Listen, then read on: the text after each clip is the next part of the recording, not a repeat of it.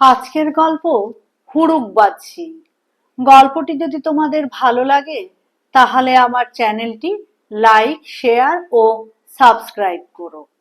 এক রাজার ছিল দুই পালোয়ান, দুরুমপটার সিং আর হুড়ুকবাজ সিং। দুরুমপটার সিং 5.5 হাত লম্বা আর জোয়ানও তেমনি। সে একদিন রাজার আস্তাবলে হেঁচে ফেলেছিল। সেই হাঁচির চোটে রাজার পক্ষীরাজ ঘোড়া 5 মাইল দূরে ঠিকরে পড়ে মারা গেল। হুড়ুকবাজ সিং ছিল মোটে 3 হাত লম্বা, কিন্তু মাথার পাগড়িটা ছিল 7 হাত উঁচু, আর তার বর্ষাখানি ছিল একটি আস্ত বাঁশ। আর সে কথা কইতো ভারী লম্বা চওড়া। আর পালোয়ানরা বলছিল তারা ভারী ভারী জোয়ানের সঙ্গে কুস্তি লড়েছে। তা শুনে অমনি হুড়ুকবাজ বলে উঠল, মানুষের সঙ্গে কুস্তি লড়াটা এমন কি কথা? তোরা কেউ ভূতের সঙ্গে কুস্তি লড়েছিস? পালোয়ানরা তা শুনে বড়ই বোকা বনে গেল। তাদের কেউ কখনো ভূতের সঙ্গে কুস্তি লড়েনি।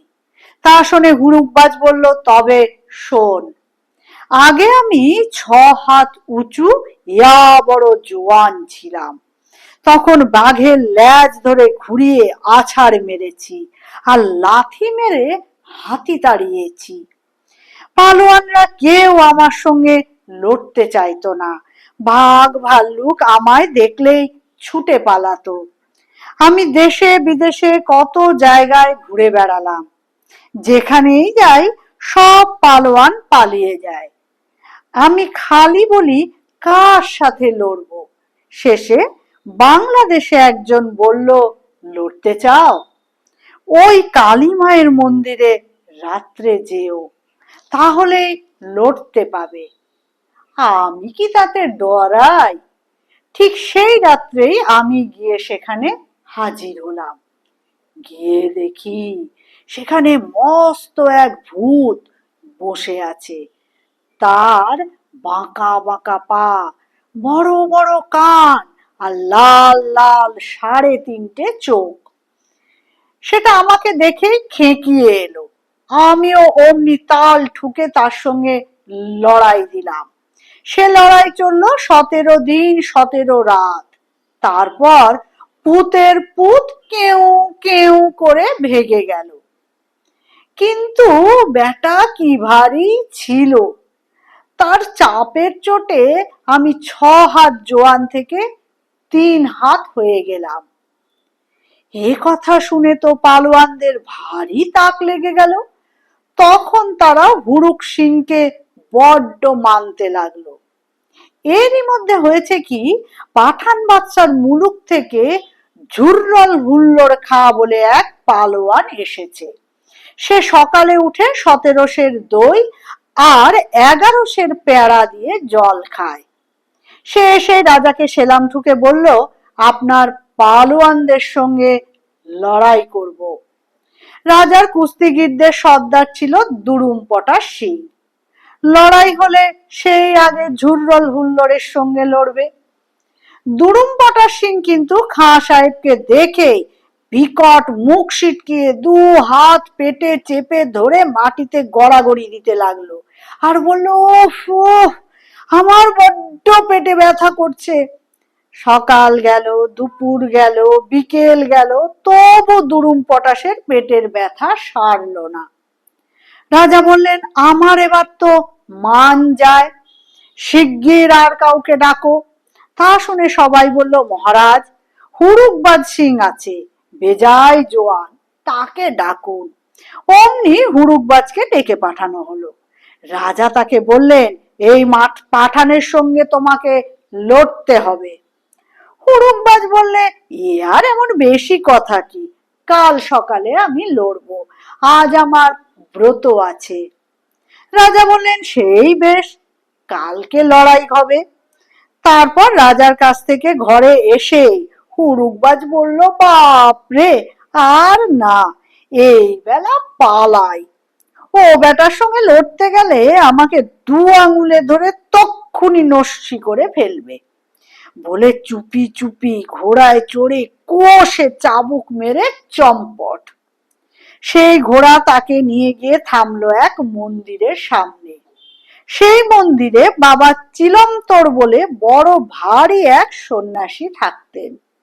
হুড়ুকবাজ তার সামনে গিয়েই লম্বা হয়ে মাটিতে পড়ে মস্ত এক প্রণাম করে ফেলল। সন্ন্যাসী তাতে যার পর্নায় খুশি হয়ে বললেন, তুই কি চাস বাপু? হুড়ুকবাজ বলল, বাবা, এক পালোয়ানের ভয়ে দেশ ছেড়ে পালিয়ে এসেছি, যদি বাবা দয়া করেন তবে তাকে গিয়ে হারাই। সন্ন্যাসী বললেন, আচ্ছা, তুই ফিরে যা।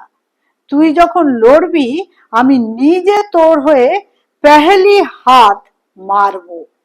পেহলি হাত মানে প্রথম যে থাপ্পড়টা মারবে সেইটে। হুড়ুকবাজ সন্ন্যাসীর কথা শুনে খুশি হয়ে সেই রাত্রেই ফিরে এলো। তারপর সকালবেলায় তো কুস্তি আরম্ভ হয়েছে। হুড়ুকবাজের মনে এখন খুবই ভরসা। সে জানে সন্ন্যাসী তার হয়ে পেহলি হাত মারবে। পাঠান পালোয়ান ভালো করে তার সামনে আসতে না আসতে অমনি সে জয় বাবা চিলমতর বলে লাফিয়ে উঠে তার ঘাড়ে এক থাপ্পড় বসিয়েছে। সে কি দেশে থাপ্পড়! স্বয়ং বাবা চিলমতর তাতে জোর দিয়েছিলেন। তার চোটে পাঠান বেচারা ৬৭ পাক ঘুরে ৪৩টা ডিগবাজি খেয়ে রাজা প্রজা সবাইকে উল্টিয়ে ঠিকরে ভিড়ের বাইরে গিয়ে পড়ল। দাঁতে দাঁত লেগে মূর্ছা গেল। তারপর সে অনেক কষ্টে সেখান থেকে উঠে সেই যে ছুট দিল, আর নিজের দেশে না গিয়ে থামলো না। তখন তো আর হুড়ুকবাজের আদরের সীমাই রইল না। রাজা সেইখানেই তাকে সেনাপতি করে দিলেন। আরো ঢের বেশি দিন বেঁচে থাকলে হয়তো সে রাজার মেয়েকে বিয়ে করতেও পারত, কিন্তু সেটি আর বেচারার কপালে ঘটল না। একদিন রাত্রে রাজবাড়ি থেকে বেরুতে গিয়ে অন্ধকারে না দেখতে পেয়ে হুড়ুকবাজ এক বেড়ালের লেজে মারিয়ে দিল। তাতে বেড়াল রেগে তাকে ৩ চড় লাগালো। তা খেয়ে ২ দিনের ভেতরে সে মরে গেল। মরবার আগে সকলে জিজ্ঞেস করলো যে বেড়ালটাকে এক চড় দিয়ে সে মেরে ফেললো না কেন? তাতে হুড়ুকবাজ বলল, ভেঙেছি বুনো হাতির দাঁত আর বাঘ মেরেছি চড়ে, তাড়িয়েছি মিয়া হুল্লোড় খাঁকে একটি থাপ্পড়ে, হারলো লড়ে বাংলাদেশের ভূত ১৭ দিন অন্তে, আর মেরেছি যুদ্ধে এত লোক যে কেউ পারেনি গুনতে, করে এমন তর পালোয়ানি সারা জনম ধরে, বল শেষে বেড়াল মেরে নামটা খারাপ করি কেমন করে?